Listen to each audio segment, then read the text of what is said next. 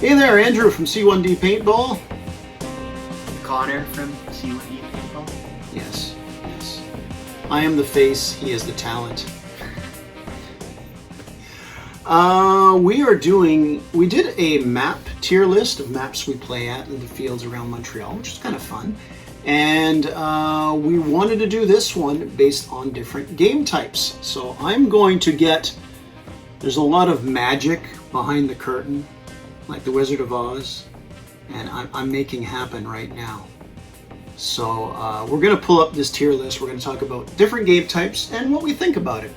And the funny thing is, when we talked about maps, different days you might rate things different ways. I think it's probably to some degree the same with this, but I tend to think myself personally that it's harder to change somebody's mind on a game type than it is a map. Because you can hit a map, but all of a sudden you go out and kill 5 guys and win it single-handedly from your team. I would personally get the map like tattooed on my chest, possibly my forehead. I bet you would. I bet, yeah. He would have it on his back. He's got like angel wings, and he writes the names of the maps. Yeah, nice little spot for it. Yeah. He's running out of room. Remember, I'm the face. He's the talent. Okay, so a few of these game types might be more related to a specific field, a place we play at, and so be it. That's the way it is. Okay, last time we did this, we alternated giving our opinions, and I screwed up because that's how I am. Remember, the face, not the brains and the talent. The talent, and actually I think we have half a brain each, so together it works, right? Yeah. Such a good boy. Together we're one. Together we're one. I also want to know how I got shaving cream on my coffee cup. So, so many questions, and you know what? This video doesn't need to be any longer, so let's go into it.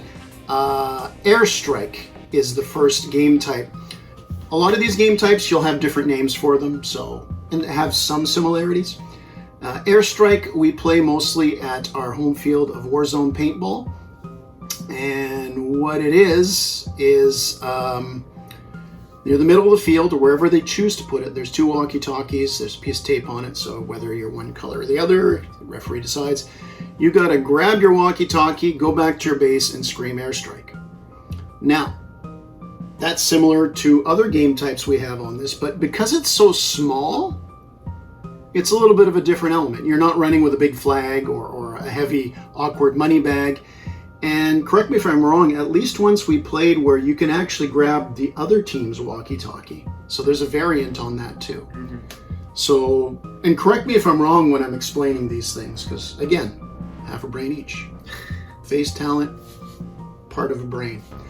I like this game type. Again, it's similar to other game types, but without the big flag there, that it's kind of tiny, and you can actually mess with the other team's walkie-talkie if they allow it. I think it's a nice little twist on the flag, especially because they can actually hide it a lot better than you can a flag that you got to plan upward.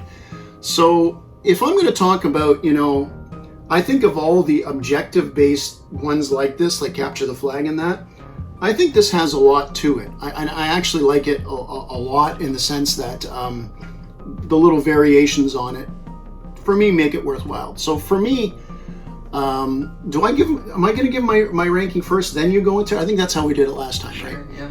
Okay, first of all, I have to find it here on my handy-dandy little thing, airstrike. It's the third one. It's the third one, the one with the plane. Yeah, how fitting. How fitting. I'm actually going to put it on a B right now. But because Connor speaks second, he will have the final word. And if we really don't agree that much, we're going to have our own death match here using knives. Knives? I've been practicing. You've been there you go. Hey, he's been practicing. He's got the talent. I got the face. Don't get me in the face. Okay. Yeah. What do you think about airstrike? A lot of the stuff you mentioned, I definitely agree. I guess at the end of the day, it is a version, right, of just your standard normal capture the flag. But one aspect I really like about it, and I think I only really noticed it after playing airstrike, then going back to capture the flag or any other game type is how small right the object is, right? The walkie is that more than capture the flag, that you can have kind of both teams staring down the flag, looking down at it, and they just see that bright color, and you see that bright color disappear, right? You know somebody's got the flag. It's obvious when somebody has the flag, versus an airstrike, right? When it's a walkie-talkie and it's so small, and yeah, that you really have to be alert and vigilant all the time. And so I think that aspect makes it so, more than anything, you have to be communicating with your team, right? If somebody takes the walkie, it's way less obvious than somebody taking the bright orange, the bright yellow, bright red, bright blue flag in the middle, etc. So for that aspect, if you have to be more on top of things and communicating, I think it is fitting of a B tier, despite just being your capture the flag but with a different thing. So yeah, I definitely agree with the placement. It's a deluxe capture the flag. Here's an idea, and you can do it. You can take your walkie-talkie and not tell the other team. Why would you do that? Maybe you're just messing with them. Yeah, I mean, there's plenty of room for, mind games and stuff. There you go. There you go. Fun. All right, so we're going to have it as a B for now.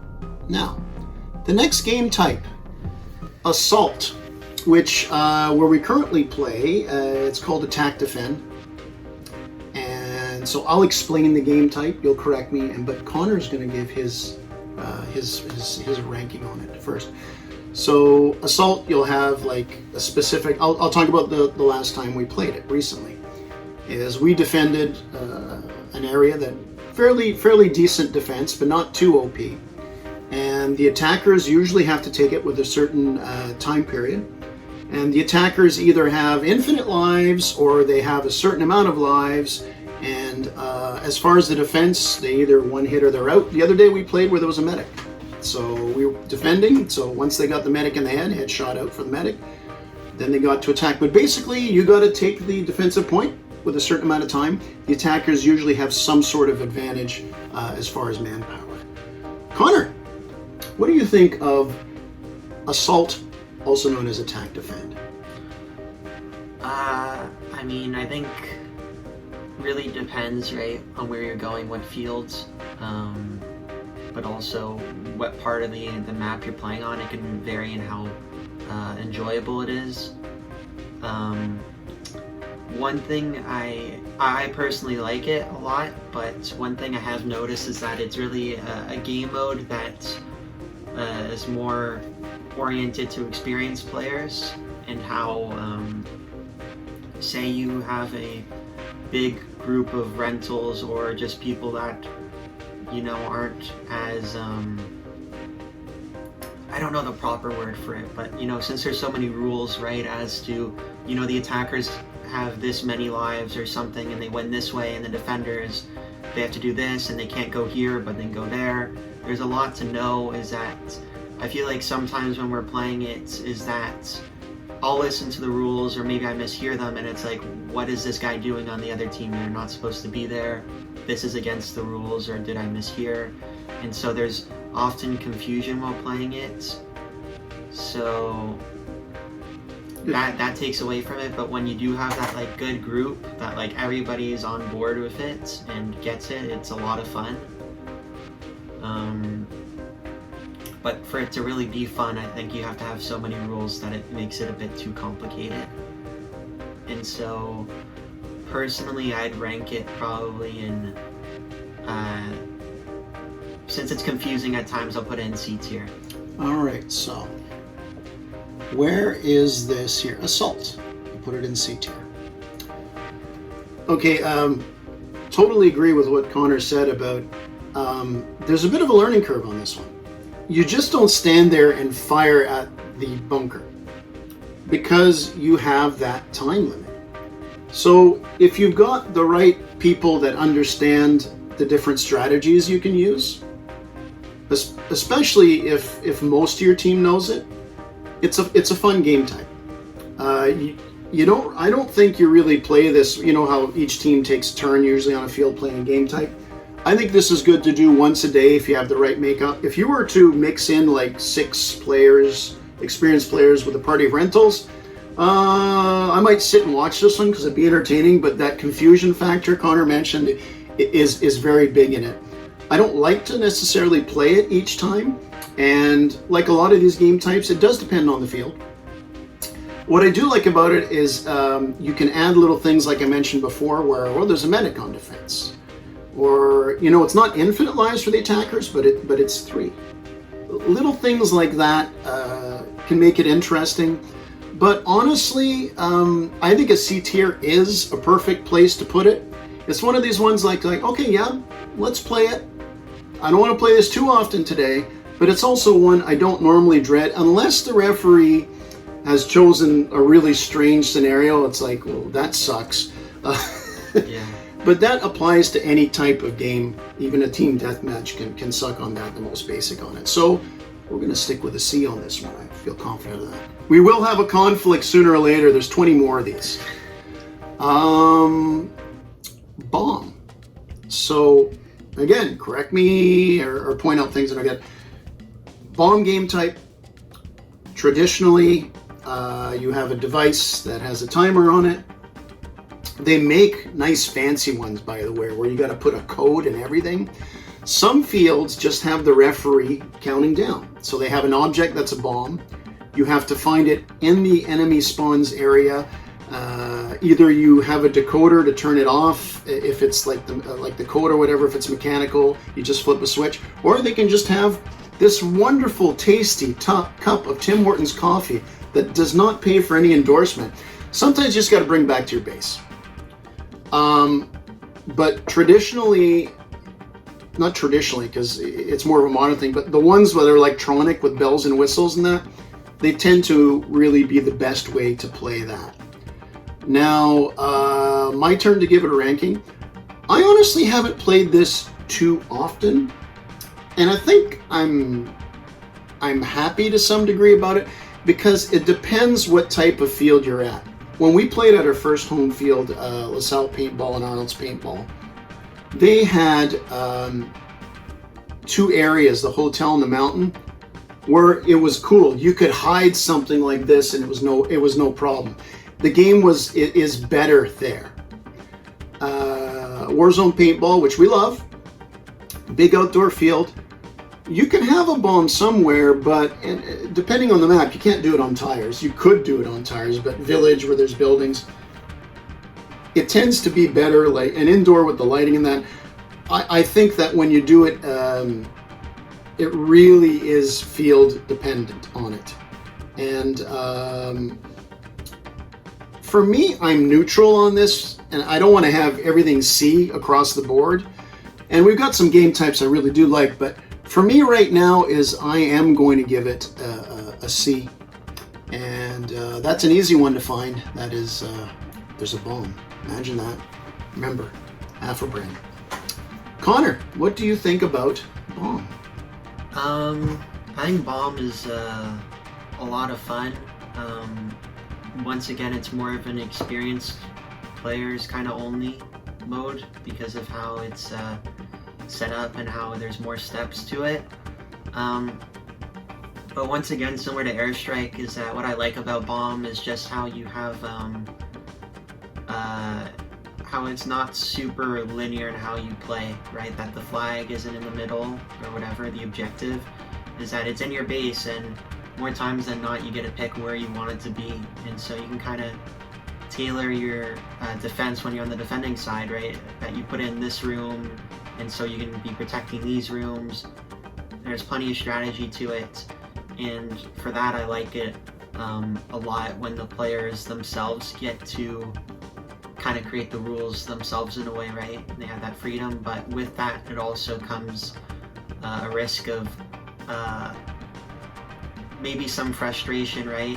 When you're on the attacking side, right? Is that having to find typically a little tiny box, and maybe it's in, say, at Army Globe, right?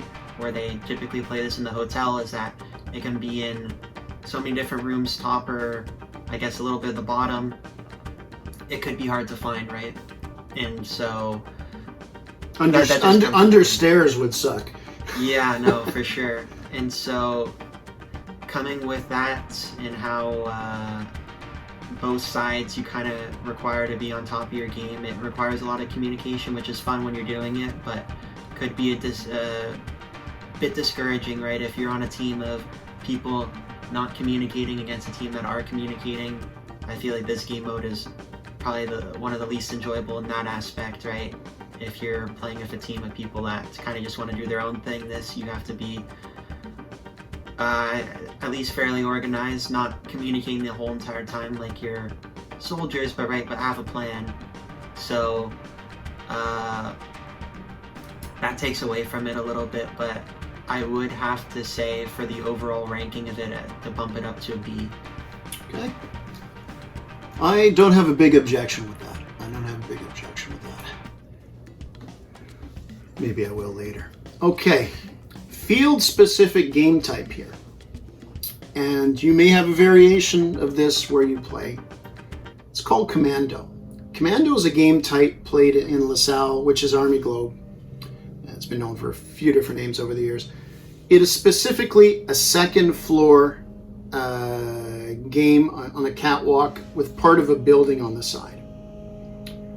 So it's very CQB. It's in a dark part of the field, and you literally face off against each other, one wall to the other. And it's usually an east-west map, but you're going north-south, so it's a narrow, you're pretty close to them when you face off. But you gotta go left or right. It's like a box, and like I said, close quarters, and lots of nooks and crannies. Now for this one, you get to speak first on this one. Yeah, well, this one I definitely have a pretty big mixed opinion on it, right? Is that since that field's been Army Globe, we haven't played it nearly as much, right? With different different refs, right? They cycle in their own modes, and so this is really one that's not as often not played as often if you played it when it was Arnold's or LaSalle Paintball. And thinking back years and years ago when we first started playing really just casually, like every few months or maybe even once a year, when I was a little kid, this is a mode I was frankly traumatized by. It's true. Right, a big part of the game, the paintball, is being trying to get these new players, young, old, no matter what, to come back, right? You want them to have a fun time. And this, playing it, I think my first time out or second time out, I didn't really ever want to play ever again. There's not to be mean to players, but it's like so chaotic that it's like everybody has to be shooting so much and stuff. It's loud, lots of shots coming in around you and on you, that it's too much for new players. And playing it as a player now with more experience, is that it almost feels like if I want to do well, I know how I have to play. You have to be a madman, you have to be crazy, but then I kind of know I'm doing that so I can do well, but at the noob's expense, the rentals on the other team. And so I honestly feel kind of bad playing it, because I feel like I've kind of turned into the bad guy almost. And so, I mean, thankfully they don't really play this very much at Army Globe. It is a fun time, especially if everybody agrees on it, but how they used to play it at Arnold's, where it's like sort of towards the end of the day when you have the most people after lunch there, where it's like 20 on 20, too much. I think this is honestly a horrible game mode. I think this is an F tier. Okay, we're going to put Commando, which has this cool little logo I designed. I keep putting my face off camera, which is bad because I am the face. Okay, you're going to put that at F. Yeah. Okay. A lot of what he said is true. Actually, it is pretty true. Here's the thing to emphasize with what he said. And again, when he said it's true, I'm not going to repeat the stuff he said, except the big points here. The last time we played it, and it hadn't been played in a while, with the new ownership at Army Globe, they brought in, by the way, a lot of new different game types, which are great, which are awesome. We brought it up saying, hey, do you want to do this? They didn't even know about it. Yeah. And we played it, and we had the right makeup of players that it actually was fun. I had fun with it. But the factor of, if you have new players, like Connor mentioned, if you have good experienced players on the map, and like Connor mentioned, they tend to play this towards the end of the day.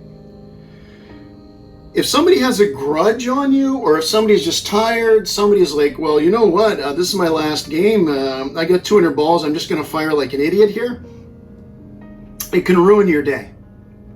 I've had some of my most fun games at that facility on this game type, and it's the one I've probably sat off the most. It's like, we're going to play Commando. It's like, you know what, I'm going to, then I got to check my emails. And I sit off it. So I'm going to put this to a D tier. If we had in between, I would put it to a D minus. And I might change that. You know what? Towards the end of this, we're going to each have a vote if we can change the location of something. We'll see. We'll see how it goes with it. But honestly, after some of the games I've had on this field, on this game type, I would also put it as an F. But now I want it as D because there is the opportunity to have a really good game on it. And this one, unlike the other ones, some of the game types, the ref can judge, well, they're all experienced players. But again, if somebody's having a bad day and they start overshooting, it can be quite chaotic. We do have coming up a game type that's headshot only. I'm not a big fan of headshot only game types. Spoiler alert. I should say that before. Isn't that what you say it? There's a lot of headshots on this game type. So yeah, you're taking a risk when you're playing it. You know what? This is an F. Thank you. This isn't. That was definitely one I was going to argue over. I think. I don't know. It is an F. And it's been over a year since we played this game type. Yeah. Had we played it recently, we probably would have more universally F'd it. That being said, like I said, there is a couple of really great games we had on this one, but more often than not, it can go the other way. Okay. Capture the Flag has got a few variants. We'll try to go through these a little quicker, but it is what it is, right? Capture the flag, own base. Pretty straightforward. There's a flag somewhere. You got to get it. And you got to bring back to your own base. I think it's safe to say this is the most basic, common capture the flag thing you'll find at a field. And it's my turn to talk first. Like any of these game types, you know, we don't even have to say it anymore, but, you know, it depends on the makeup and the map and all this. I like this game type. I don't like playing too many capture the flags in a day because it's kind of redundant and people figure out, well, they get tired and they just sit there and they camp the flag and try to blow people away. But honestly, when you compare it to something we brought up earlier, which is airstrike, it's the big, tall flag. It's awkward to get sometimes, depending. I mean, sometimes the field has bigger flags. Sometimes they're tiny little flags. It's not my favorite type of this genre of objective-based capture and bring back. And because of that, I'm going to give it a C. And I want to say it's an actual, it's a weak C in my opinion. So this would be your own. So I'm putting it here, capture the flag, bringing it to your own base. But for the final word, we give you the face. Oh no, I'm the face. He's the talent. You're not. He's a handsome boy, but I mean, come on. Look what he's against. Yeah. Okay. So for this version of Capture the Flag, off the top of my head, spoiler alert, right? You say it before. I think it's probably the the best version of capture the flag. There's always kind of the possibility that you can have fast games, right, of somebody, you know, running in and snagging the flag, but I think that there's a, you know, obviously a risk factor to that, which I think is should be a part of it, right? Without getting into the other versions of capture the flag, I feel like there's just more of an incentive to actually grab the flag, right? Bring it back to your own base, despite how, you know, there's kind of the, like I mentioned already, the loophole that you can kind of run up and get it right away.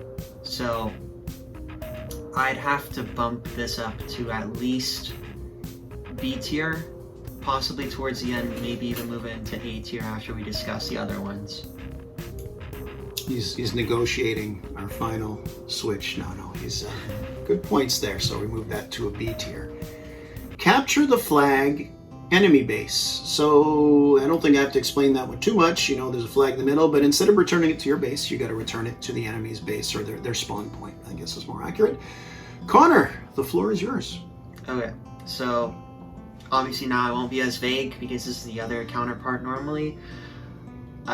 Enemy base I really don't like, for the reason that capture the flag, right? It's easy to learn, right? You have the flag and you bring it back to your base, right? Enemy flag, okay, let's grab the flag and bring it to the enemy base.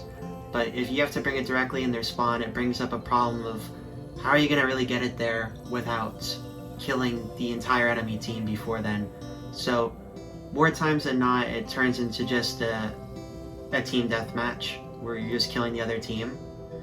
And so for that, it feels like there's no point in really playing the objective too much, right? Because as long as you guys are alive, there's no way that the enemy can really score it majority of the time.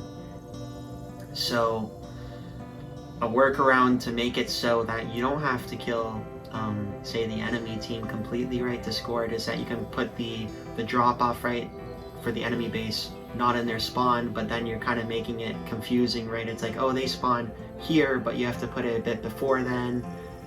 And with that many rules and instructions of how to play, I feel like it just becomes a bit too overcomplicated compared to just like the original version of, right, bringing it to your own base. And so enemy flag, I'd probably have to put it into D tier. Okay, is this how you do it? Spoiler alert, it's a D tier. Is that okay? Oh my God, I was just about to say You're it. learning. Half a brain each. He's got more than half a brain, which might mean I got less. I only see this game type being good in one situation: if you got a really big field. Because just like he said, it can be, if you're in a small field, it's basically a team deathmatch. Like you said, we have the flag, but now they're gonna, like, the other team's gonna dig in, and it's just a deathmatch to the point where you say, why did we go for the flag at all? If you lose 4 guys going for the flag, it's deathmatch anyway. But if you're on a big field where, you know, you have your flag wherever it is, and the teams break up in squads, you may have a situation where there is nobody at the enemy base, or you can flank around and hit them that way. Yeah. How often are you at that big of a field where you have to do that? I think we could try that at Warzone with the multiple maps. Yeah. Other factors there, but otherwise it is, I mean it is daunting. When you're in a smaller field, you sit back and you go, you know what? I'm not going to go for that flag, because at the end of the day, it's just going to be it is a team deathmatch. So for that one, already said, spoiler alert, definitely 100% D tier. Yeah, and I forgot to leave it out, but you mentioned too, it's like, it does have potential to be a lot of fun, right? Like, we had a game last week that was a lot of fun. Oh yeah. With enemy flag video coming out soon. Actually, it'll be out by the time you watch this, and I'm going to put a screenshot in the corner. I would go like this, pointing in the corner where it's going to be, but It's again, somewhere. face, not brains. But yeah, no, it's majority of the time, right? You play in your small field where own flag can work, but enemy flag can't work, right? Mm-hmm. And so just because it's not as universal, right, too, that definitely hurts its ranking. I agree. I concur. last of the capture the flag. This is a very wide open one, but it's multiple flags. So the enemy has their own flag, you have your own flag. You can grab the enemy flag, but you can't bring in your base. We played one at Army Globe where there were multiple little flags, and it's the first to score 3, bring it to your base, and there was a golden flag somewhere hidden on the field that if you got, it was in the enemy's territory, deep in, otherwise it was neutral in the middle. You either scored 3 flags that you got in the middle, or you found that golden flag, and as soon as you bring that back to a certain point, you win. So there's different ways to do multiple flags, and I get to go first on this one.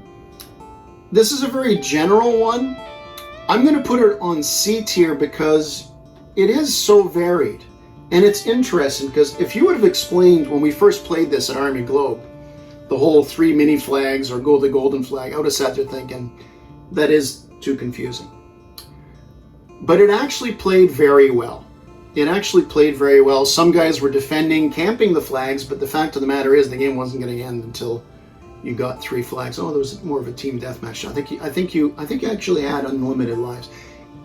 You can do a lot with it. I think it has to be a C tier because it depends on those variables. But I felt we should add its own category here because depending on the field and everything, it is a viable thing. Instead of just one flag defend, bring to your base, their base, I think you have to explore this whole capture the flag thing on this kind of this is kind of a cop-out, but I'm saying it is a C because it can open things up. And I think a good ref who knows their field can spot this type of thing. But that's just my opinion. What's your, I'm going to put it here, multiple flag. And we're going to put that in C. And yeah. Yeah, I mean, I pretty much agree with what you said, right? When I think about it compared to the other capture the flags, right? Own base, it's not as fun, but it's definitely not as, not less fun than enemy base. And so it does feel right to kind of have it smack in the middle of the two. There's lots of flexibility, right, as to what you can do for the, like, how you play it, but also how you set it up. But at the end of the day, I do feel like it's kind of like it's like an okay game mode. It's a bit average, and so I think the C tier ranking is warranted. Now, I just want to add something, my opinion, which I already gave before, but anyway. I can play capture the flag 1 or 2 games a day, each time I go out. But this multiple flag, I don't think I would. I don't know why. I don't think I would play it every single time. I think it's a good one to reach in sometimes and just say, like, let's see what happens. Anyway, just my opinion. Okay, first floor. Obviously, this is very situational. Some fields that have 2 floors, like Army Globe, mostly indoor fields. Although actually, we played an outdoor field too at Warzone when you play on base known as town. Anyway, this is where you can only go anywhere but first floor only. Second floor is off limits. So Connor, you get to start this one. First floor. I think it's a fun mode for sure. Specifically, right, talking about Army Globe and LaSalle. I feel like the fields, when you're playing only in the center, right, the town itself, so not the mountain and not the hotel, playing first floor only is one of the best ways of playing it. And so I'll give it a B tier ranking for the reasons that when you're playing on the first floor, I feel like you do have the opportunity to really play the field to the fullest, despite not having access to that second floor. I'll have to say my gripes with the second floor later, but I feel like having the first floor, being restricted to only playing on the first floor, you're able to really pass into the center and cross the other side of the map a lot easier than you can in other modes, and you get to use the cool cover in the middle rather than certain game modes at that field where you feel like it's almost useless using that Plenty of cool angles when you're playing only on the first floor and not having to worry about, not about the second floor. So it feels a lot more easier to digest and not as overwhelming as having to deal with the first and the second level. And so I think it's definitely, it's good. It's B tier, kind of knocking on A tier, but I think it is a B tier mode. Again, I agree with almost all. Well, I agree with all that. I know that some people view. First of all, I mentioned Warzone has a field with 2 floors. You can't play. You can't play second floor only on it. Whereas at Army Globe, you can. It's much more dominant. But a lot of people feel that it's like, well, that's when the noobs come in. That's why we play it. They warm up, so they don't have to worry about the stuff on top. No, I think it's challenging. You get to focus. It's a little bit more loose, and just like you alluded to, when we talk about second floor, there's other things to consider. But I do really like it because on some fields, one second floor side, it may be really OP or not. And even if it's even, I like to do that where you don't have to worry about that second floor. You can focus more on it. And there are some players that are better geared to play on this. And again, it's also good on the noobs, so they don't have to they can learn a little quicker. It can be very daunting when you have 2 floors and they can go there. And I think it's a classic game type, honestly, and I have no problem with having this on a B as well, so I won't have to lean over and touch that. Okay, here's a good one. Headshot only. I've talked about this one kind of before. There are some game types, especially situationally, that you just get hit in the head more. Maps too. I actually didn't explain the game type. It should be probably the most easily explained. The only way you can get knocked out of the game is if you get hit in the head. See, even my half brain would have figured that out. But again, going back into it, some maps, some game types, there is more headshots. When you play with a lot of good players and a lot of cover, that can happen, especially team deathmatch situations.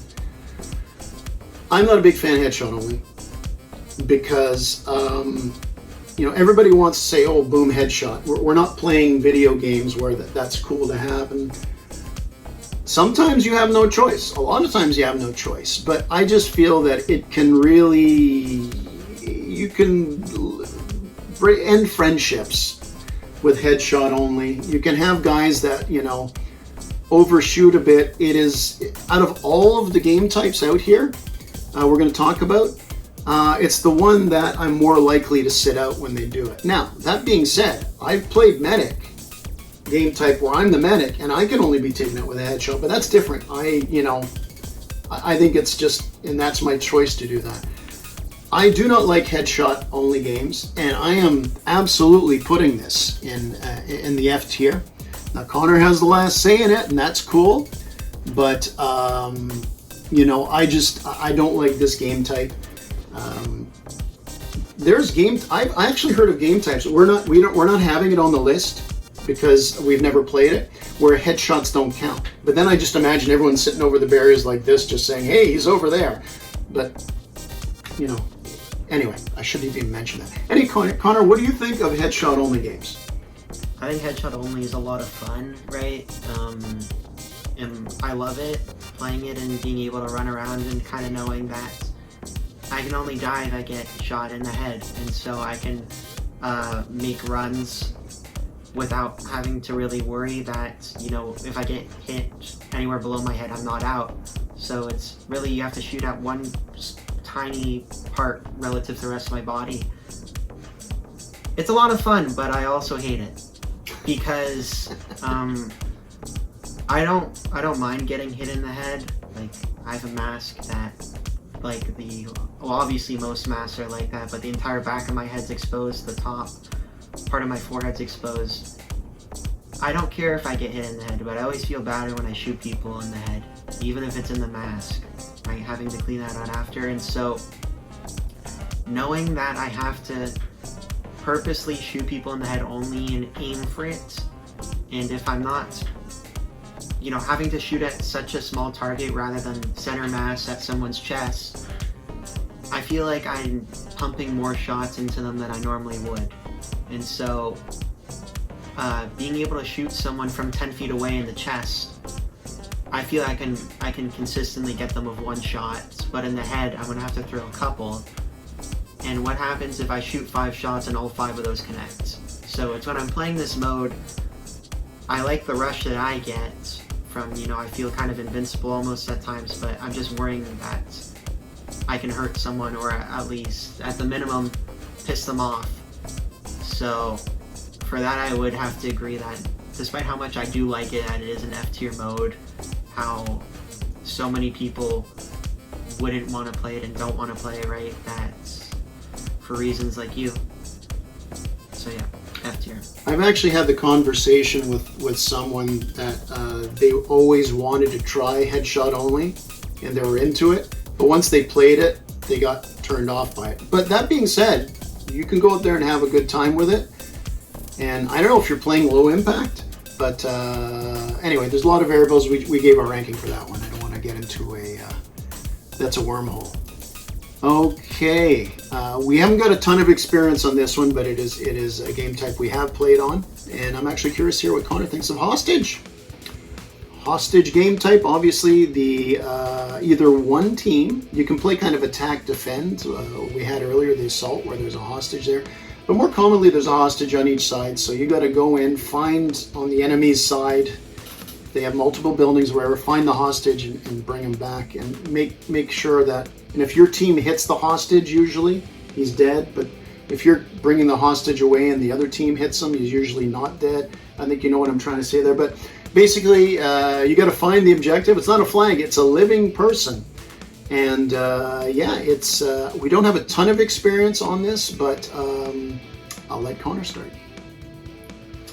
Well, I think it's safe to say that out of all the game modes, it's probably one of the most like thematic ones, right? That you feel the most immersed, right? Actually, you know, when you get the hostage, that it's obviously it's a person rather than a flag or something. But playing it, I do remember that there was you feel a lot more restricted than you normally can, right? Is that obviously compared to, you know, an object, you're handling a human being, so right, rather than kind of, you know, what you want to do, right, you're at the top of a staircase and you're starting to get shot at, so instead of going down the stairs right away, you kind of want to duck down or something. You can't just do that with the flag on you. You have this person with you, typically the ref, right, and you need to tell them like, no, we're stopping. And maybe some people like that, but and maybe it's I haven't played the mode enough, but I'm not really used to that, and I never really liked that aspect of it, right? It's like if you play, you know, Rainbow Six Siege, there's a hostage game mode in that, right, where it's a video game, and when you walk, they walk with you, when you stop, they stop with you, and they don't say anything, you don't have to tell them to do stuff. It's weird in a real life situation, and I feel it works. It probably does work when you're so used to it, right? But for your rental level, and even like a little higher than a casual level like us, I feel like it's a bit not complicated, but it's a bit, there's some steps to it, and so I'd say that it's fun. Not as fun as some of the other modes that we ranked, so I think it's a C tier mode. Okay, a hostage. Connor's putting it on C tier. I agree with his points. Now, it is definitely immersive. You feel, there's two things that I've done in Paintball that make me feel badass, and I don't do it to feel badass. One of it is to get the hostage, grab him, and try to secure him because you feel like you're actually doing it for real. The other is when I first slapped the magazine. I said, this feels badass. Meanwhile, I probably got hit right away because the other guy had a hopper. But anyway, this game type, there's too many variables that can go wrong. The main thing is you need the field for it. If you have a small linear field, not good. The makeup of the people that play it, are they just going to camp people? There's a whole bunch of things. I like the game type, but there's too many little things that can go wrong, or one person chooses to play a certain way that just ruin it, that can ruin the game. So I'm putting it as a C because I haven't played it enough to have a super duper strong opinion, but my limited exposure to being in the games with it, I'll have to say I'm neutral. Now, that being said, you can probably tell that I probably would, I'm neutral declining. You know, the glass is half empty on this one, so to speak. Now, by the way, you got variations. One variation we had and I had a great time on is where we played in LaSalle, and it was an assault situation, so there was just one hostage, and they had to go in there and get it. There wasn't a lot of people, which kind of made it cool, so it was very stealthy in that. But again, it's situational. Any of these game types in the right situation works. Well, except for one of them that's coming up very soon. So I'll go with the C tier on that one as well. Now, coincidentally, this is the one that I mentioned that I don't think there's any good situation for it, but I have to put it out there. It's called Jail. This was at LaSalle Paintball in Arnold's. I don't think they do it at Army Globe anymore because part of the building's been knocked down. There's a jail. It has bars on the windows. It's a standalone building. There's a catwalk that connects it to on top, second floor. Because of that, usually the defending team would put one or usually two players on the roof, and they couldn't move. They were like snipers. This, on paper, it sounds like assault, attack, defend. The thing is this, and it's a time limit. Was it a time limit? Yeah, it was a time limit, but the time limit was either 8 or 10 minutes. You were just a fish in a barrel here. And all it took is one guy to get close enough by the window to just eradicate you. The guys on top, the snipers, could delay you. On theory, you could win. How many times have we played that game? 20 times? More or less, yeah. Attackers always won.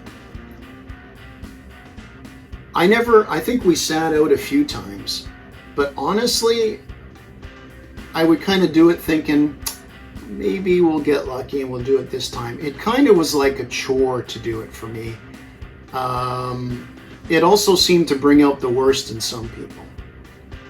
Especially like if you're defending at first on this and the attackers go in and, you know, they're going to play in your spot next, so you're just assumed they're going to be very gentleman-like to you because they know that, well, if you're going to like light me up inside there, I'm going to get my turn to do it to you. And it just seemed to bring the worst out in people. For me, I'm putting Jail in F tier. Have I had fun games on it? A couple. When I'm attacking and we waste the guys quickly, I feel guilty. But I could have sat it off. Anyway, Connor, what do you think of Jail? Jail used to be one of like the signature maps at Arnold's and LaSalle Paintball, like part of their map pool or their orientation for game modes, right? That they do. They'd started off in a whatever your team deathmatch, then hotel, mountain, blah blah, and they'd work their way to Jail. So you play this game mode every single time, and the thing is like how you would play this every single time, right? No matter what. So you could have, it could be a crazy day where there's 2 parties with you and there's a bunch of experienced players, so speedballs, and you're all thrown into this thing in a game mode that realistically should be 5v5 at most. But just, there should be a cap to how many people you can have. Because when you have more than 4 people downstairs in the jail, there's 4 windows, and what are you supposed to watch? You're just kind of watching the same thing, everybody's in their own corner. It's... thinking of Jail makes you want to move everything up 1 tier, so I can put Jail alone in F tier. Or like delete this, because it is literally the worst thing ever made. It's, I mean, I have terrible memories of it specifically at LaSalle Paintball, how the referee would join in with his speedball marker right in front of the window and just shoot all the rentals. And it's, I don't understand how anybody thinks that's fun, right? On the defense side, obviously you're gonna be pissed that there's this guy.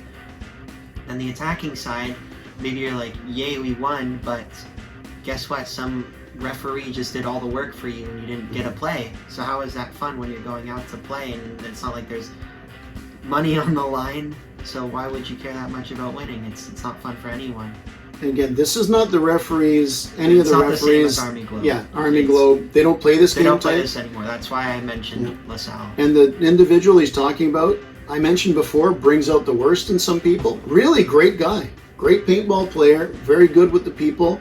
But he kind of lost his mind when this would go on. I mean, it's fun, I guess, for him, right? If anybody gets that opportunity, it's like you're on a MG42 on Omaha Beach, almost, but I don't know. By the way, my slipper fell, so the shoe dropped on that one. Like, boom. Because jail hit rock bottom. Is that good? Is that good? Yeah. It's okay. Okay. That's good. All right. Kill confirmed. Kill confirmed. Pretty straightforward on that one. If you play video games, you know it. When you get hit, you are on one knee or both knees, but you drop to one knee. You put your arm up or both arms up, mark or whatever, but clearly I usually do this. And I wait there. And what happens is if one of my teammates goes by, taps me, I'm back in the game. If one of the enemies happens to get close to me and taps me, I'm off. So theoretically, infinite lives. Although sometimes you can have kill confirm where if you get killed more than once or twice, they went out. But I mean, there's a little variation on it. The base of it is, you get hit, you wait, you go from there. This one is for Connor to talk about first. S tier. That's all I need to say. No. So... Is it S tier? I think so. Skipping even A tier, I think it belongs in S tier for the reason that we haven't gone to Team Deathmatch yet, right? But why I like it more than Team Deathmatch, or slightly more, is that there's always a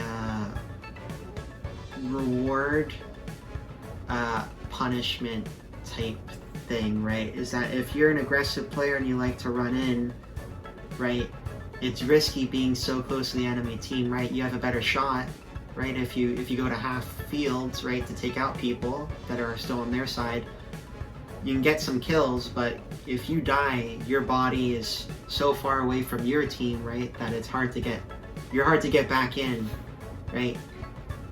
And so, since you really want to kill people rather than TDM, right, that you can kind of just camp, there's an incentive to go out, once you take somebody out, you don't just sprint and, you slap them and you're out. You work your way up slowly. And just so that realistically, there's never a game of two teams camping, in that you're motivated to move up, right? Or else the game will last forever. I think it should be the standard over Team Deathmatch. I just find it so much more exciting to play and more enjoyable overall. Gonna mention, we didn't discuss any of these before. So, because I'm also putting this in S, and we're agreeing to a lot of things. Well, part of the way is he's convincing me on slight things and that as it comes around. I don't know if I'm convincing him with it. But this one is definitely an S tier. Building on what he mentioned, there are so many strategies which come around this. Now, I'm a big proponent in Dead Men Don't Talk. The most obvious strategy, even if you haven't played this game type, but you think about it, is if I shoot Connor because he happens to lean out a little bit too much, he's got to stay in that spot, and he puts his hand like this. If he's exposed, I can camp his body and wait, because it's like, well, the medic's got to tag him, and because I can see each side of him, not medic, one of his teammates is going to come there. Sorry, teammate. So I can get him too, and I can start stacking bodies there. Now, here's the counter strategy. If I'm Connor's teammate and I see him there, and I do my homework a bit and I look and I see, oh, geez, Andrew's camping him. I can try to counter that and take Andrew out before I tag him. There's little things like that, and the high risk, high reward he mentioned, running up. Hey, you can hit everybody and they're on one knee, but if there's one player on the other team that's still active, you can't win. You got to run up there and tap him before he taps the other guys. With 3 balls, let's say you're playing 6-on-6, 3 shots that connect on one side could totally change the face of the game and how you have to play it. If he gets the 3 hits and hits 3 guys, it's like, oh my God, we have nobody running up there. And you got to run it up. Or you got to coordinate with whatever that, you know, you have a guy, somehow you're going to keep it secret. If you're playing and Thomas is up there, you say, Thomas, get up on the right, because you want him to tag players up there. But I'm on the defensive side, and I hear that. There's so many strategies that makes this an excellent game type. And I've never thought what you propose, like this could be more the norm instead of normal team deathmatch. Oh, I could play this 4 or 5 times a day at a field for sure. Why not? Although I do like the idea, personally, I do like the idea of capping it. Like, you know what? You can only be revived, like, not once, that's kind of cheesy, but let's say twice. But even unlimited can be fairly cool. Or you have a timer and the ref said, okay, it's been 10 minutes. How many people are left alive on each side? Because when you do unlimited, I mean, it cycles around, but you can literally be sitting there counting. And it's that extra strategy that 2 or 3 bullets or 1 bad minute of play by your team totally changes the game. So definitely S tier. By the way, at this point in time, we have no A tiers. So let me do some cleaning up here on the board. All right, medic game type. Similar to the one we just did, kill confirmed, except you can, only one guy can revive. Actually, similar, let me restart that. Like kill confirmed, when somebody's hit, their hand on their head, show they're clearly out, they have to stop where they've been hit. Now, the attacker can't go tap them and knock them out of the game. But there's one guy in the field, the medic, who can tag and revive his own teammates. And traditionally, the medic can only be knocked out if he's hit in the head. Sometimes you can do a body shot, but that's a little too cheesy. But it's a headshot will take the medic out. I'm going to talk about this one first. I like this game type. I probably like kill confirmed a little bit better, but even though they're similar, it is apples to oranges. They are different games, because when I gave the example before of if I hit Connor and I'm camping the body, I'm waiting for the medic to get there. Because if I can camp on that body and take the medic out, and we still got our medic, the rest of the game usually is gravy. It's not too, well, sometimes you get both medics out, but it does add that layer of strategy. You also have to pay attention to who the medic is. And by the way, it's something I didn't mention, is usually the medic doesn't carry a marker. I prefer the games where they don't carry a marker, and I don't think we've really played any of that where they do. I think I've seen videos of it, but I think it's a fun game type. I think it has to be included on any day of paintball, maybe every second day. But it's good to have in your rotation.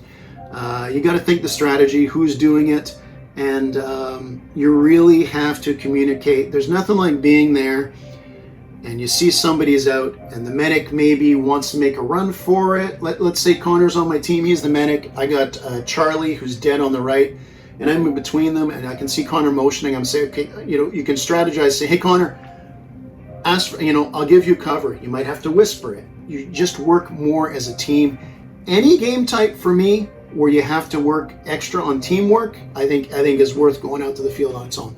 So for now, pending Connor, I'm going to put medic in A tier. Yeah, I mean, I do agree with the placement of A tier.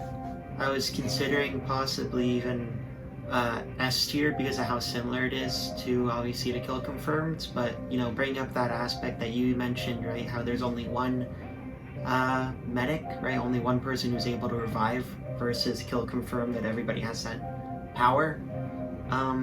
It makes it cool that it's almost like a game within a game, right? Where you're playing to, you know, eliminate the other team, but then there's also, you want to get the medic, right? If the medic can revive his allies unlimited times or 3 times, right?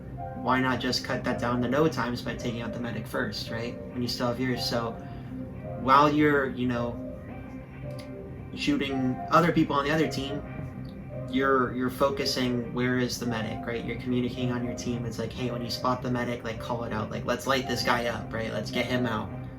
So I like that aspect, right? That right, you're playing your standard game almost, right? But then there's the other aspect to it that really anybody can understand, right? And it's nothing that, you know, one side might have an advantage to, like in the sense of certain game modes, right, where it's an attack defense, it's you're both doing the same thing, right? Maybe one side of the field stronger than the other, but you know, in a game mode like this, you swap sides. So I think that you really, there's hardly ever a bad experience in playing this. It's always fun. And so I might want to push it up to S tier, but well, it's your choice if you want to do it now or leave it for your wild card. Only one wild card, or what? We'll negotiate that at the end. We'll just look at everything and see if it's fine where it is.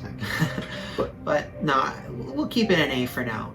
By the way, a good field like we have at Warzone, they have like a literal, it's the World War, I forget what they call the army helmets the Americans wore in the Second World War. So they got one of those pod helmets with the symbol on the side so you can clearly see what's going on.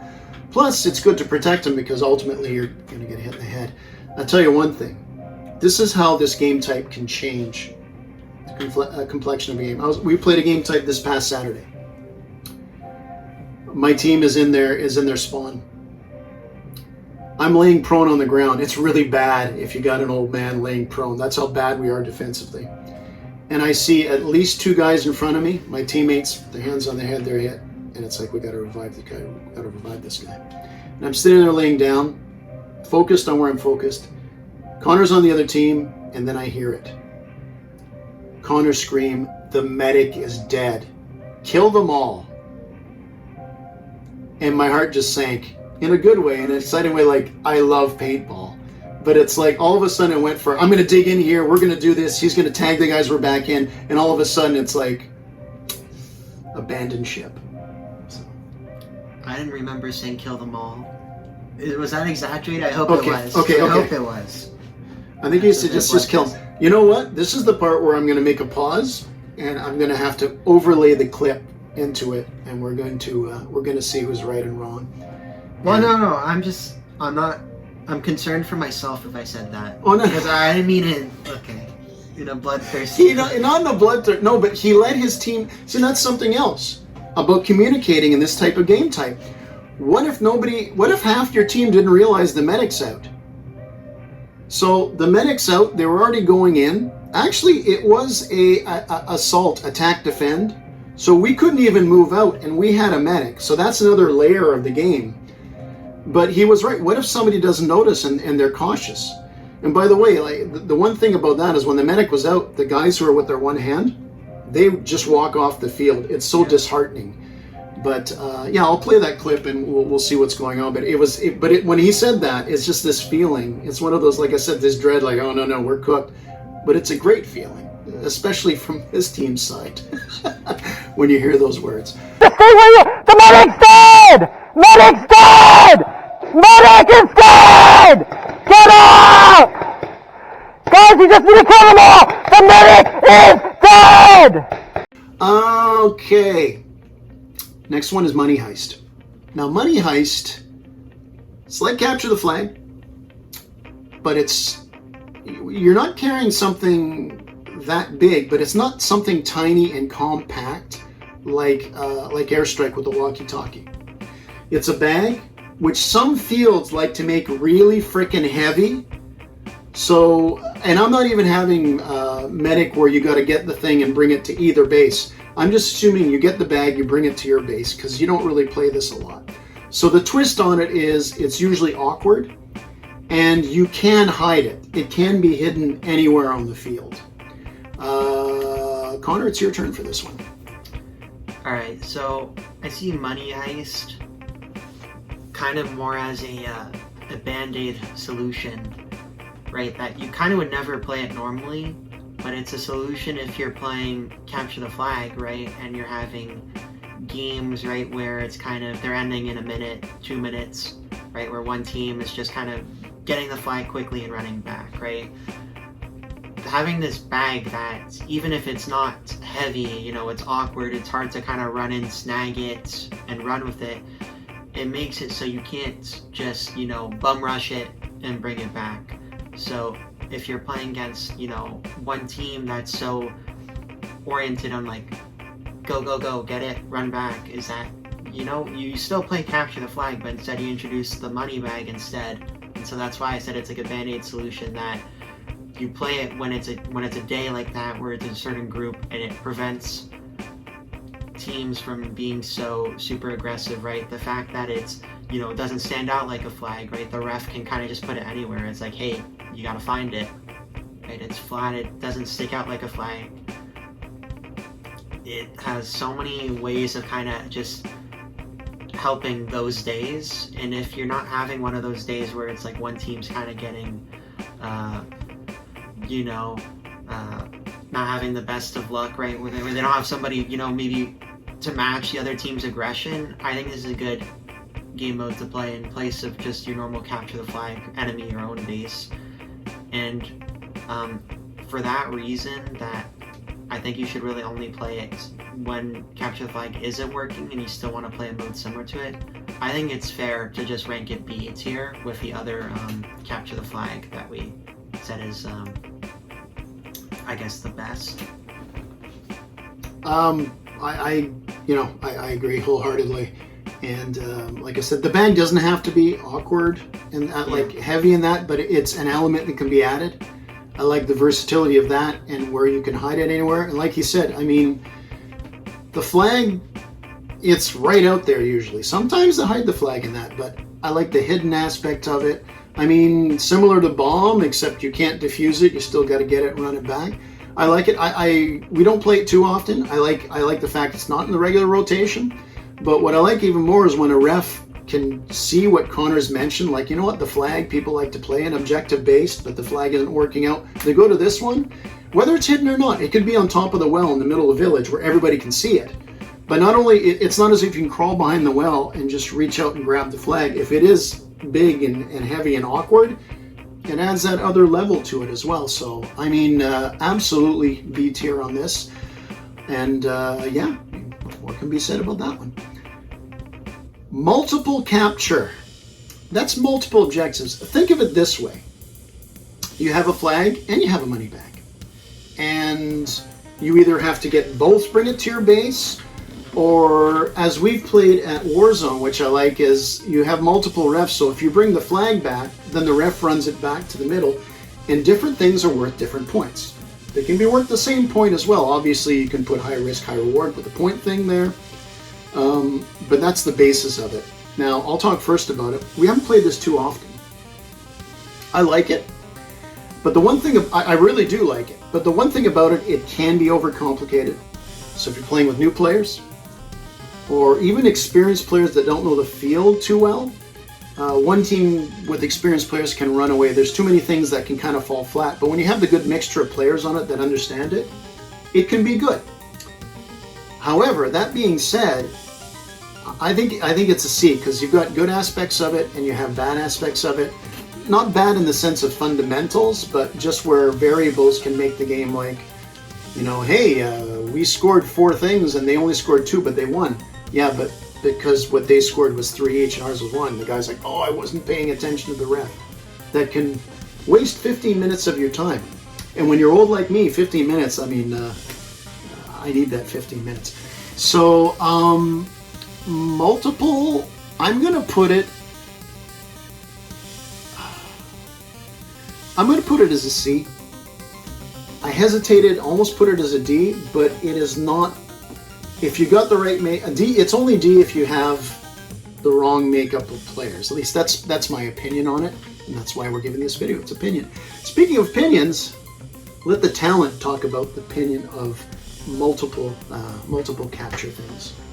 So I like multiple capture, but it almost feels like it's not living up to its full potential, what it could be, right? Probably because it's the most video gamey mode, right? How it's like there's the objectives are worth different points, and so normally, right, the harder objective to get that might be in the open is worth more points than the one that's, you know, in a more safer spot that is less points.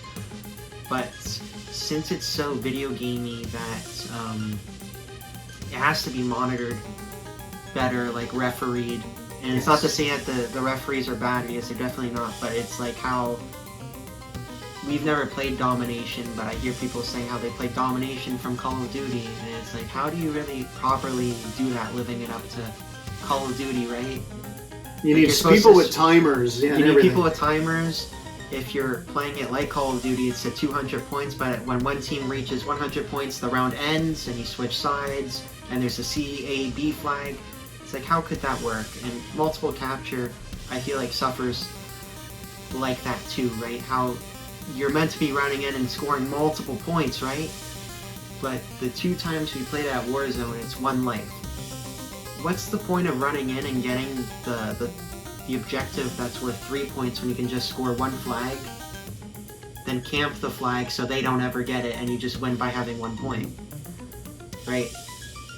And so it's difficult, right? So I mentioned it's not living up to its full potential. I think it's a bit worse than a C tier, but just because I like the idea of so much of it, and how I think it could be actually pretty fun. I do agree that it is a C tier, but with how it's played, and that there's the loophole, right, of just why not just score 1 point and just protect your lead, I'll just put it in C tier. By the way, here's something. A big game is this game type. You do control points, you can find the boxes, you do extra things, generals have to do these quests and that.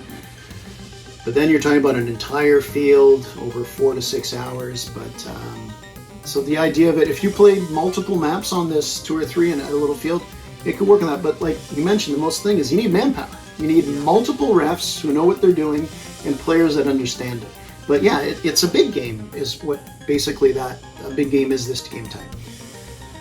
Okay, here's one. No pass center.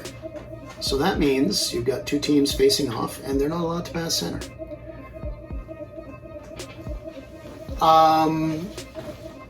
Connor's talking first, but I'll just say that this is most commonly, as we've experienced, we play this at field at Army Globe, and it's usually the warm-up game. And I'll leave it at that, because I have an opinion when I give my comment about it in warm-up game. I'll probably forget. Remember, looks, not brains. But I'll let Connor talk about not passing the center. So, no pass. I think it's a great game mode in terms of when you have rentals, right? That you have people that aren't used to the field, like maybe it's their first time at that field, first few times, or maybe, you know, they're complete noobs, right? And that it's helpful, right, knowing that you start on one side, they start on the other, and you physically can't be shot in the back. It's impossible unless you walk towards them with your back towards them, right? There's no way you'll get shot in the sides or the back. Worst case, you'll get scared, you'll get shot from across where you won't, you're looking one way and they shoot you the other way. So for that sense, I think it's good for noobs, right? It helps them get their confidence, right, and shake off those goosebumps. You know, maybe they get hit and they're like, that hurt, but not as much as I expected, right? So then for the rest of the day, they feel more comfortable. But my biggest problem with no pass center is that you can be a group of 10 guys, all of you with your own equipment and stuff, and unless you're specifically, you tell the ref really that we don't want to play it. It's like that's the default. Like we're gonna play no pass center, and so when you already kind of have that confidence, it feels like a waste of time that you can kind of just almost go in the game and kind of just sit down and, you know, right, you're behind a building, and since they can't cross, you'll never die. And so it feels nonsensical to play at times when you have that, you know, group of people, you know. And so I guess, right, weighing the two parts of it, like how it's so good for new players and how it's kind of just a waste of time for, you know, veterans of the field there, or just veterans of paintball. I'd say it's placed probably in D tier. Okay.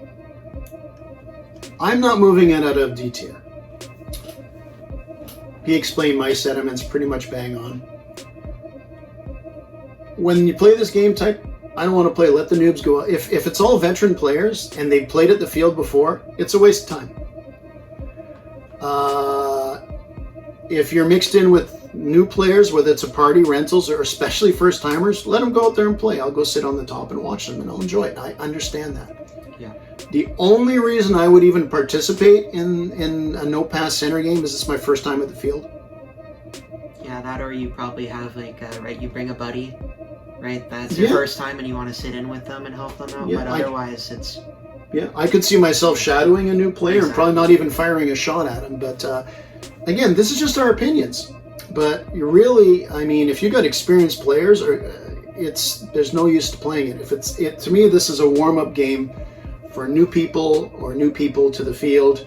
If I break my leg and I'm not back for a year and a half, I'm still probably pretty confident that I don't have to do one of these game types. So I'm putting it on a D. I'm not putting it on an F because I understand it's got its purpose. Now, if it's my opinion, like here's the funny part. I don't want to ever play in this game really, but like I said, the one situation, hey, you're new at this field to do it, it's a D tier. It's not one of these things that's like, oh, this game type, I don't want to play it. It's going to be, oh, they're playing this because of these reasons. And if we're a bunch of experienced players and the ref asks for this game type, I'll say, you guys really want to play this? And if they do, fine, but Andrew's going to watch. The face can't break my moneymaker. Okay, so the next one is President VIP. One player on the other team is the president or the VIP. They may or may not have a marker. Depends on the field you go to. Once he's out, the game is over. So, kind of like a reverse medic. Now you can, I don't think we've ever played it with multiple lives with non-VIP person. So it's basically a team deathmatch. But if you do get that bonus guy, the guy with, sometimes I've seen put tape on the guy, end of the guy's marker, which would drive me nuts if somebody put tape on my marker, or they get a funny hat or something. But we haven't played it too often. Actually, it's my turn to open up on this one. Played it a few times, and I do like it. And the ref usually has to keep an eye on the guy so he makes sure he doesn't camp the whole time. If he wants to camp, he wants to camp, but it's more fun if they run around. Haven't played it too many times. I like it. I don't think it'd be played too often. It depends on the makeup of everybody. For me, I'm really totally neutral on this. For me, it's like a C. I've had some okay game types on it. I don't have any that stand out, and I haven't actually seen a guy like played a game where they're VIP camped the whole time. I mean, any of these game types can be ruined by something like that, but really, honestly, it's an alright game type, but I'll give it a C. Some people even have where the VIP can only be taken out with a headshot, but the fact of the matter is, you've already heard my opinion on headshots, but I'm just kind of neutral on this. Yeah, it's a game type. The way I see VIP is that it's just a lesser version of medic, pretty much. Is that feels like most games of VIP, probably as it should be, right? Since you have to protect your VIP, is that you're really just, why wouldn't you just, you know, put the VIP in the back, right? Maybe not camp all the way in the back, but why wouldn't you kind of just have everyone, you know, in front or around? So it feels like most games of it are just played like team deathmatch, right? Until you go from 10 on 10 to, let's say, 3 on 3, right? There's not that many people left. And then it becomes EIP, where it's like, out of the 3 people left, I have to kill 1 guy specifically. And for that, it just feels too much like team deathmatch. Versus medic, I feel like from the get-go, you know you're playing medic, rather than VIP. That kind of just feels like you're not playing it until the end. And I don't feel like it's a problem of like a field or referees or something. It's kind of just the fault of the game itself, because why would you ever put your VIP at the front rather than your medic, right? Your medic, there's a point maybe of them going to the front, right? They can just keep on reviving people. Why would you ever want your VIP to go up front? The medic dies, sure, you're at a disadvantage, but if your VIP dies, you lose completely right away. And so for this, I think it belongs in D tier. The F tier for me right now, it's like this should never be played ever. D tier for VIP, it's like, you know what? Maybe once in a while, sure, if we change things up, you got a good group. But yeah, it's a tough one. I concur again with him. I already gave my opinion on it, but he's right. I mean, the only difference between this and medic is, look, when your medic gets hit, it's usually, you can still win, but usually you know that, okay, it's over. How long can we hold out? Whereas this one, it's like, okay, it's an automatic loss. Okay, second floor.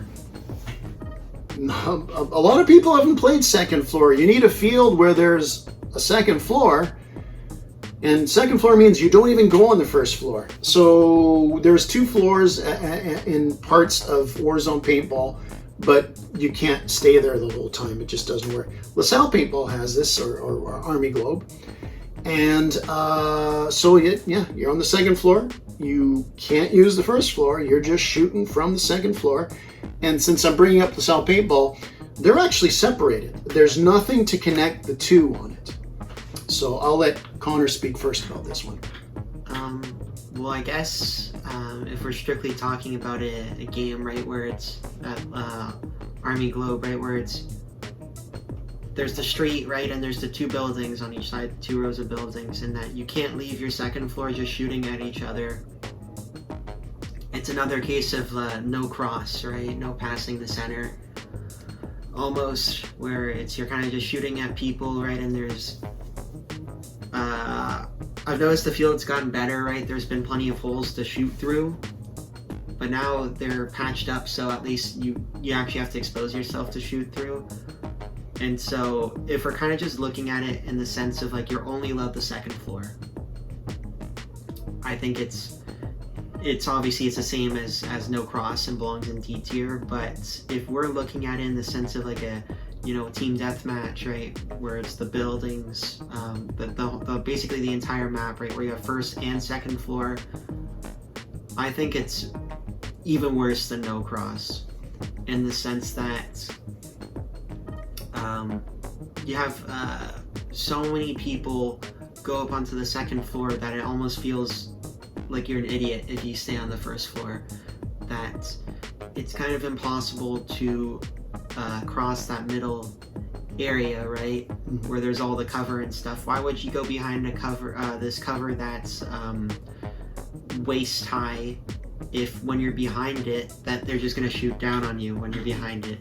Yeah. So once again, you're allowed to cross the map, but you physically can't, because there's just so many spots that they can shoot down on you, and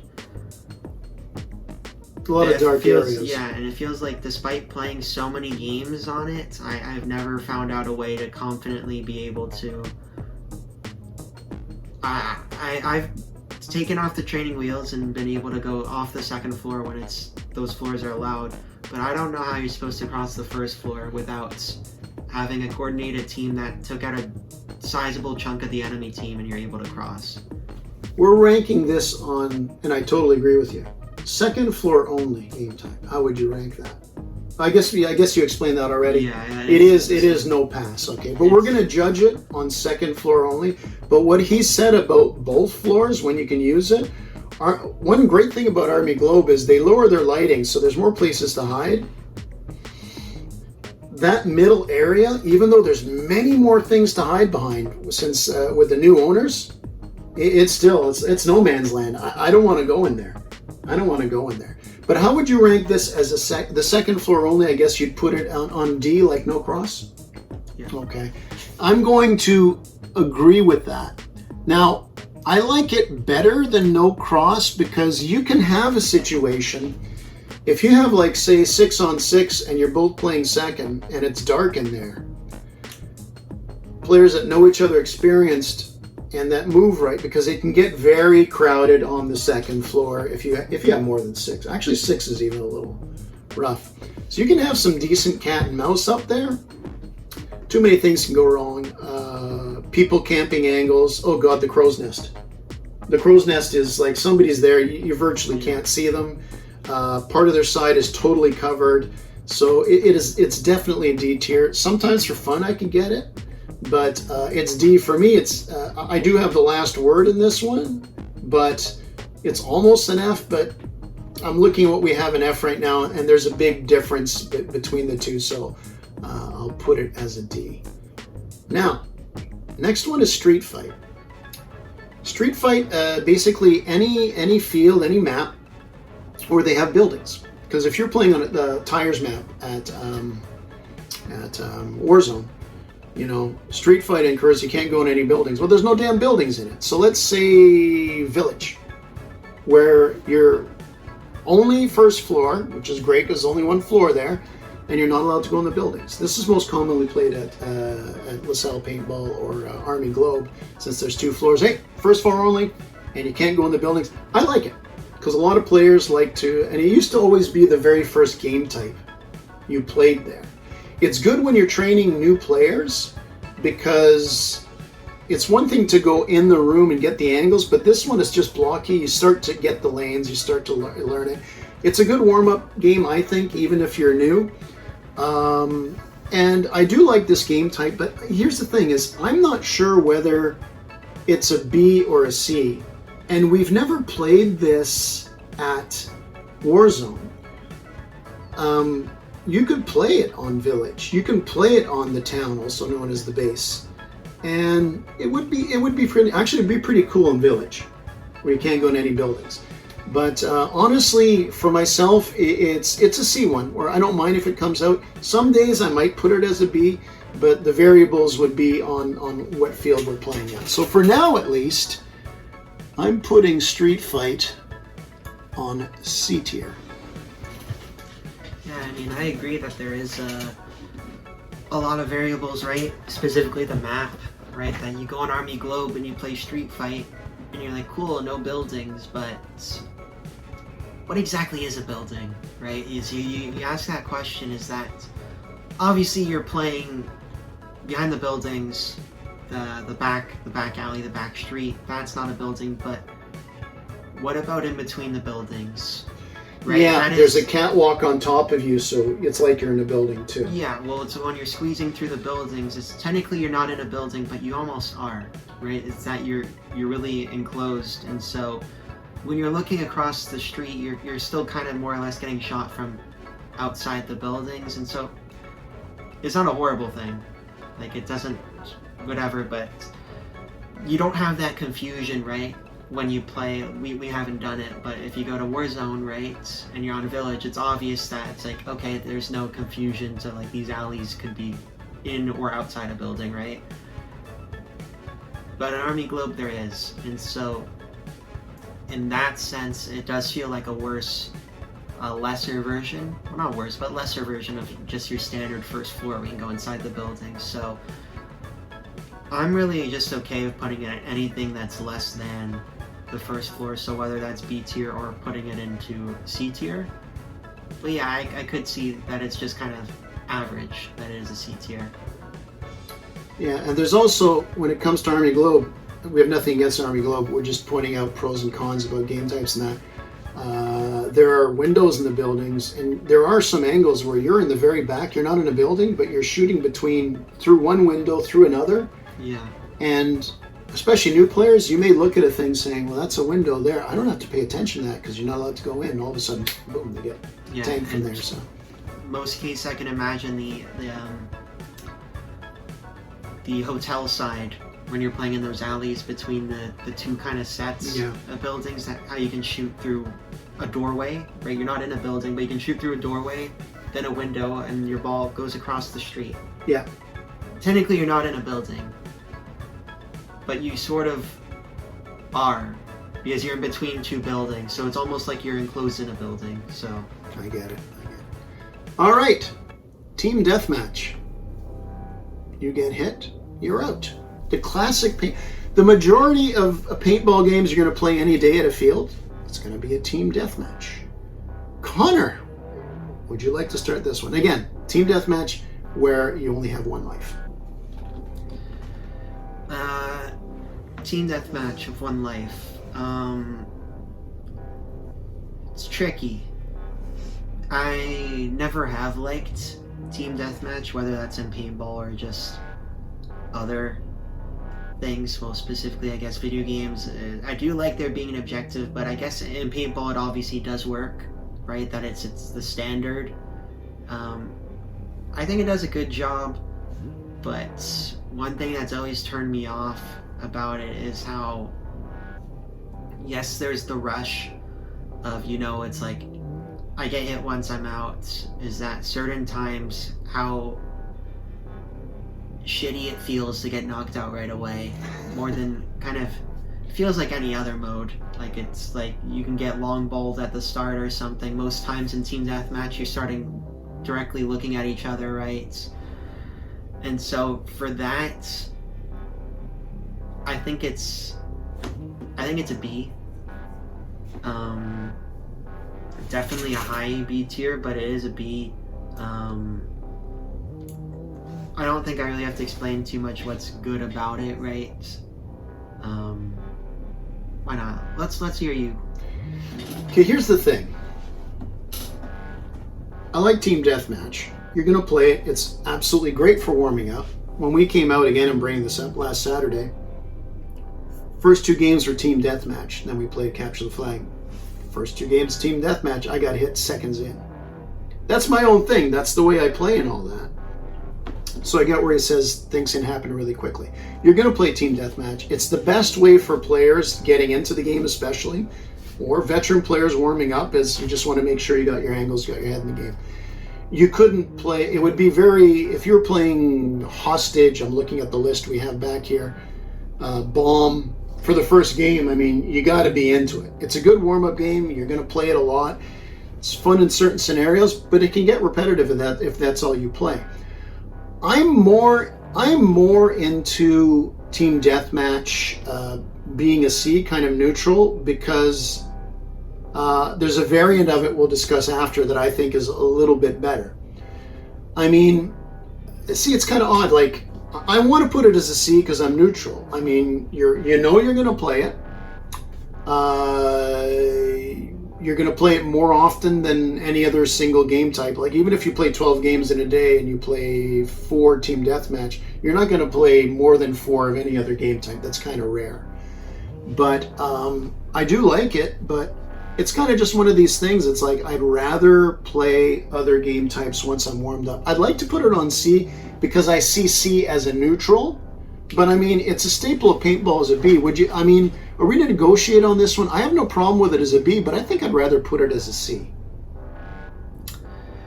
Well, see, there's definitely modes I'd rather play, right? Obviously, like the stuff that's ranked higher than it. Like, I'd rather play kill confirmed over team deathmatch. I'd rather play medic over team deathmatch.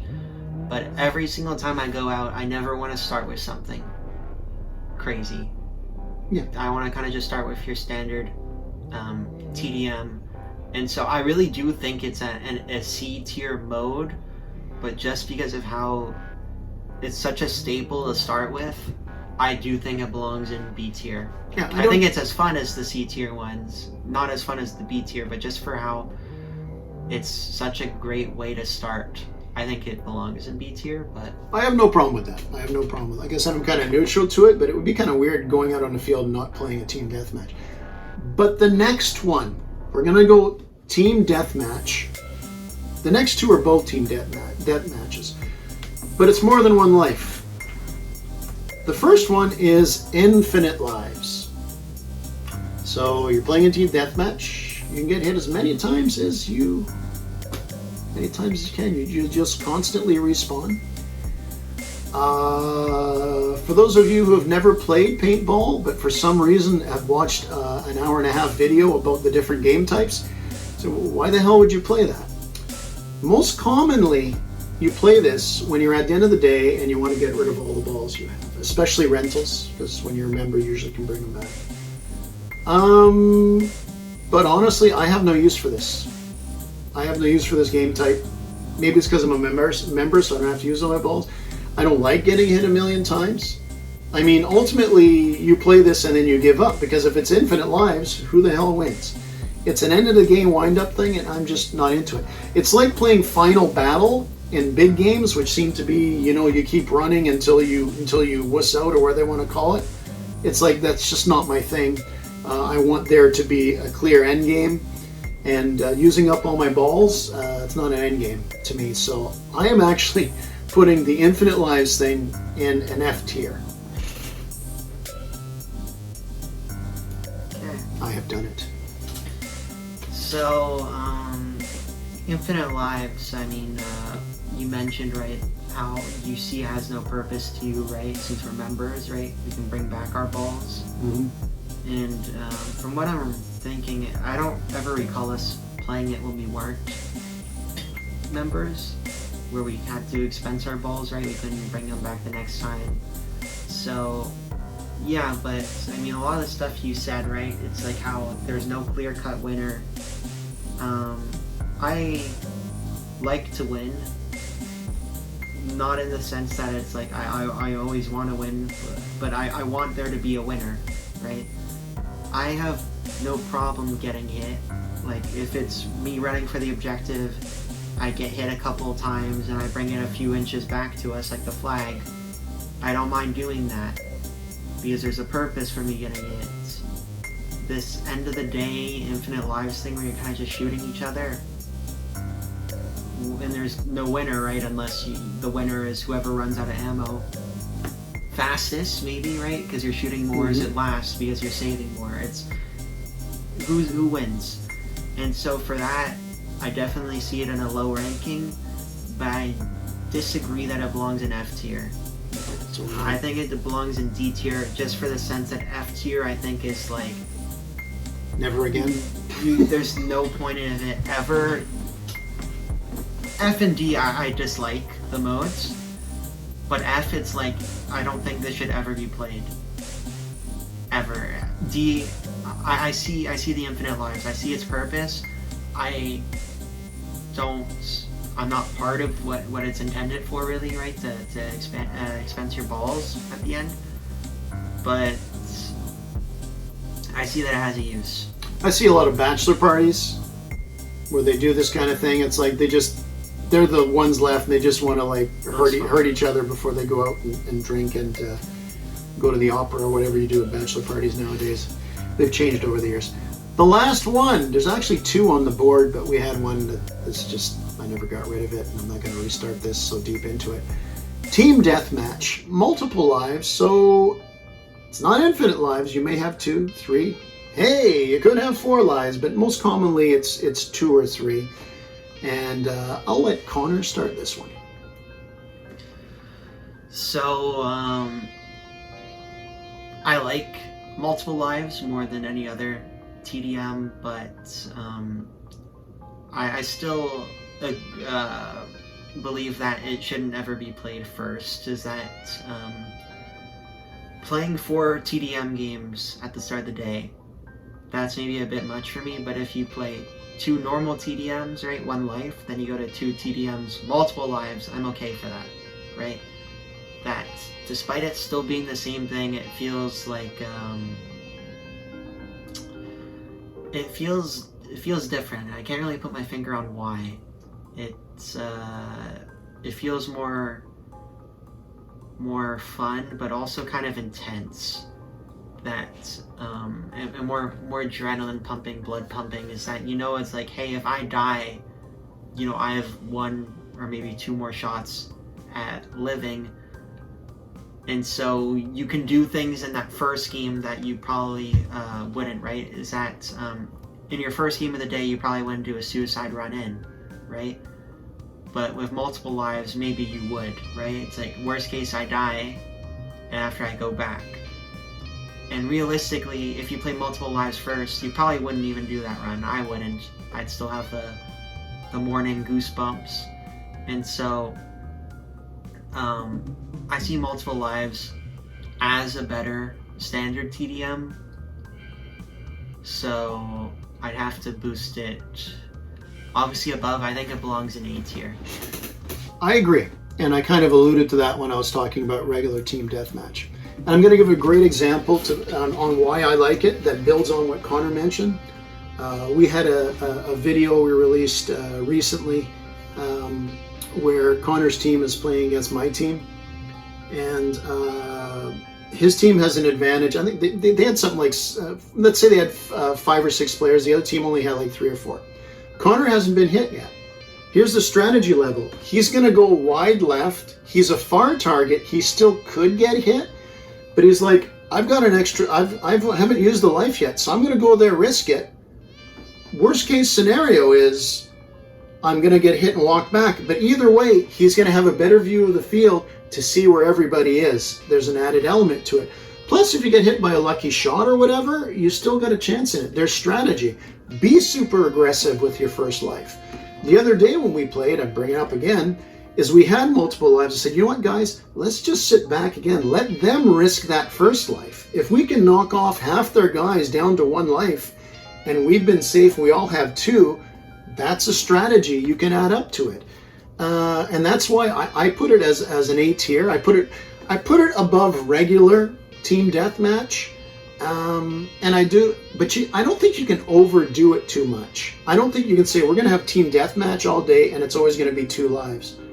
I think you have to play with 1 life. I think you mix this in, but I definitely, when this comes up, I do enjoy it. And with that, I've put it as an A. Now, Connor and I'm going to pause this. We're going to look at this, and then we're going to come back to see if we want to flip-flop anything here. All right, I don't have anything to change personally on this. I mean, how they rank within B may change around, but no, if it's B, it's B. Some are strong, some are weak. Connor, do you have any that you're thinking about maybe switching around? Yes, I do. I have 1. Okay. In the C tier. I kind of mentioned before I was a bit hesitant on it, but I'd like to move multiple capture down to D tier. I felt like I was kind of using too much, not bias, but just like looking at it, it's like how good it could be. Because in reality, it really isn't so good. I don't have a problem with moving that down either, because I kind of felt it was, after looking at this overall, it's a D tier. I don't like, once in a while, I mean, when it boils down to it, I look at the D and it's like stuff that's like, once in a while or in the right situation, and it qualifies as that, so definitely. So we're going to go through this again. F tier, we got Commando, Headshots, and Jail. Oh yeah. Try to avoid easily. these. Capture D tier, Capture the Flag, Planting at Enemy, No Cross, VIP, Second Floor Only, Infinite Lives, and the one we just switched, the multiple objectives. Definitely. C tier. C tier, you got Assault, multiple flags.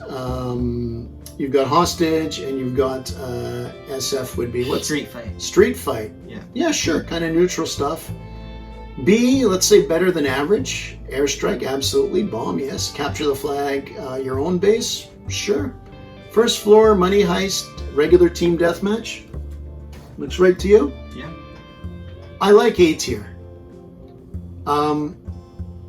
When you have 22 things like we listed out, I know I like Medic, but I'm happy with where it is. And I like that we discuss this just so we know where we are, the opinions, and I'm actually going to ask for more Medic because I really do like it. Maybe that's why I like it. We don't play it too much. And multiple lives on Team Deathmatch, definitely good. But how are you with Kill Confirmed at S, looking at everything else? I feel like it's deserving. Obviously, I really don't mind it being at the top, right? Out of your standard no objective modes, right? Where it's you kind of just, you're only shooting and there's no flag or bomb. I feel like it's easily the best out of the TDMs. Then looking at everything as a whole, right? Looking at the objective modes, it's a bit of a debate to say whether kill confirmed is the best, but I think in my opinion it is. Just of how, taking in the factors when we were ranking stuff before, right? It's, right, how universally good it is on a map, right? So you can play it at this field, you can play it at that field, right? How it's not complicated, right? Is that you get shot, you go down, right? Anybody can really understand that. You don't start with it, but if you're playing with a new group of people, group of rentals, they'll understand it. Your second batch of games, or your third batch, right? Your game 3, 4, 5, or 6. And of course, on top of that, I just feel like it's the most fun. I don't think I've ever had a ref go, we're going to play kill confirmed, and for somebody to go, oh no. And surely you've played it in video games, and even people that never played it in a video game, it's very easy to explain. Exactly. So, yeah, I'm good with that. And look, any of these game types, and I even look at the bottom, well, I look at Commando on the bottom on F, and I've had some fun games in it, but I can't necessarily say headshot in jail. It's their experiences and that.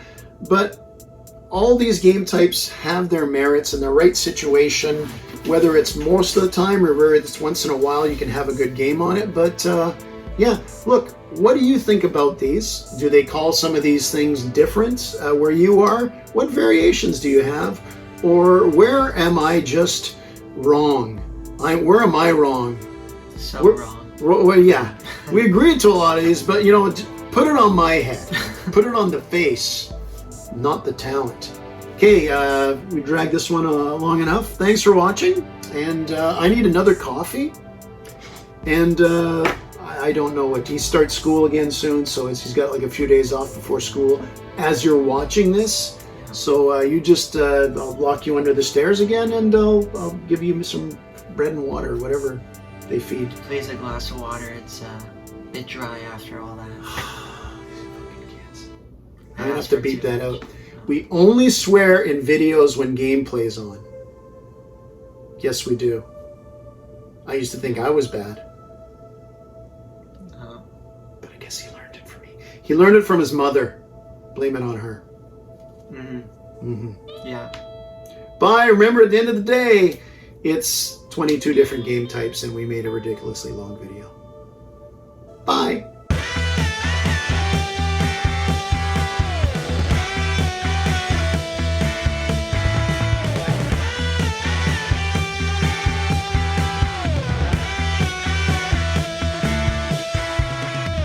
Game over.